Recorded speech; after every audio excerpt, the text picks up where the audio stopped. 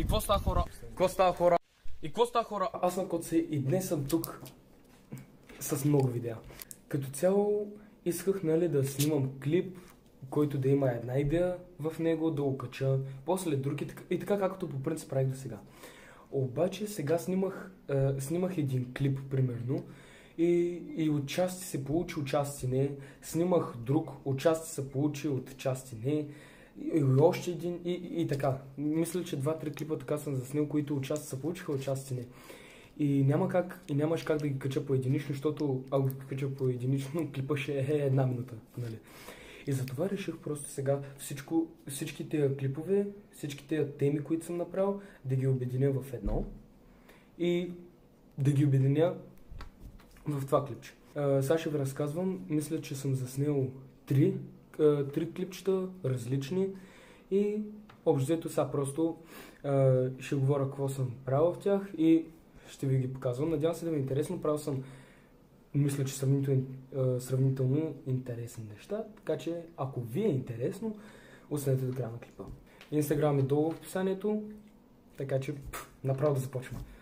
Първото клипче, което направих, беше предизвикателство на обществено място. Излязох с един приятел да го снимаме и направих едно предизвикателство. Успях да го направя, но оттам нататък все не успях да направя самото предизвикателство, или не намирах хора, или давахме тъпи идеи с този мой приятел и така нататък, и не се получи. Но само едно предизвикателство се получи.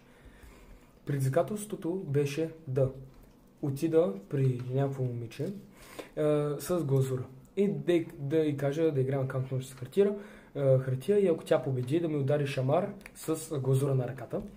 А ако аз победя, да се направи мустаца от глазурата. И просто ще остава да гледате.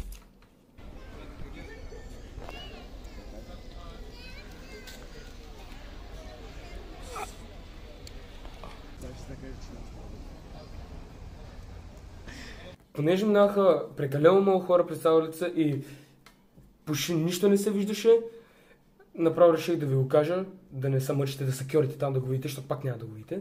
Играхме на камък ножица хартия с едното от двете момичета и аз победих. И, нали, момичето трябваше да се направи мустаци от сметаната. И понеже пак не се виждаше от много хора, които минаха, реших просто да ви оставя снимката ето тук. Момичето го направи. Това е за първата част. Втория клип е как влизам с един мой приятел в планета Пайнер в Бургас. Го изоставиха и това място се превърна в нищо. Буквално вътре е пълна развалина. Голяма мизерия вътре. Но все пак е планета Пайнер.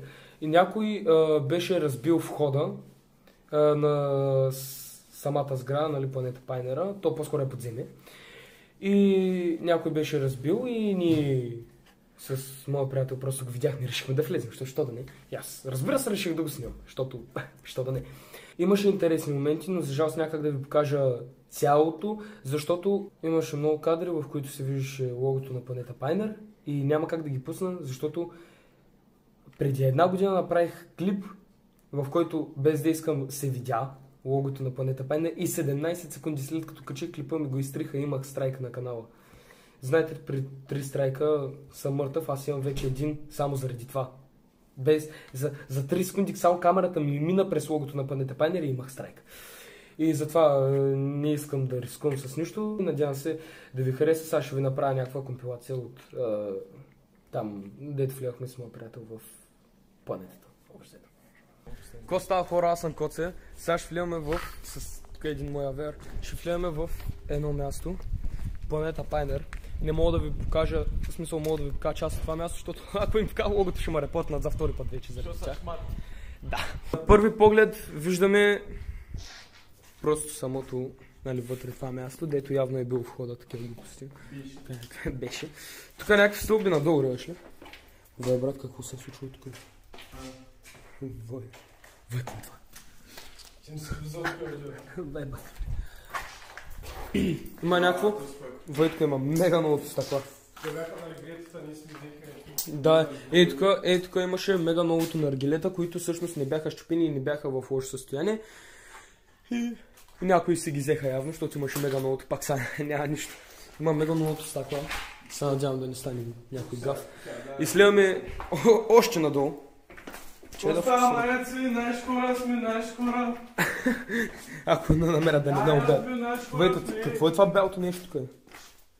Кое има някакъв контакт? Между другото това място е огромно, искам да ви кажа. Ако можеш аз със светим бих го казал всичко, ама не може. Тук не са се случвали хубави неща и сам вижте.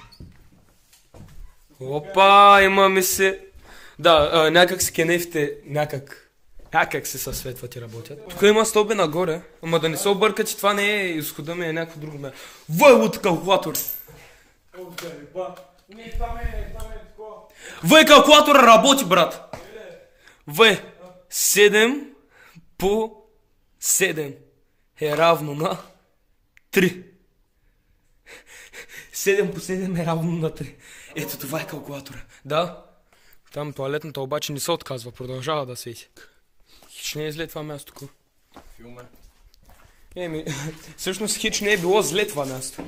Какво литна нагоре по стълбите, да не са насра?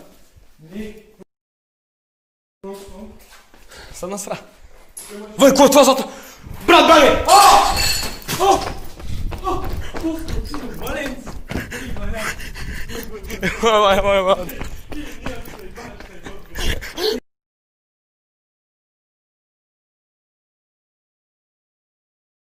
И благодаря, че гледахте. Това бях аз, Коце. Извинявам се, че прекалено разхвърлям беше този клип, бих казал.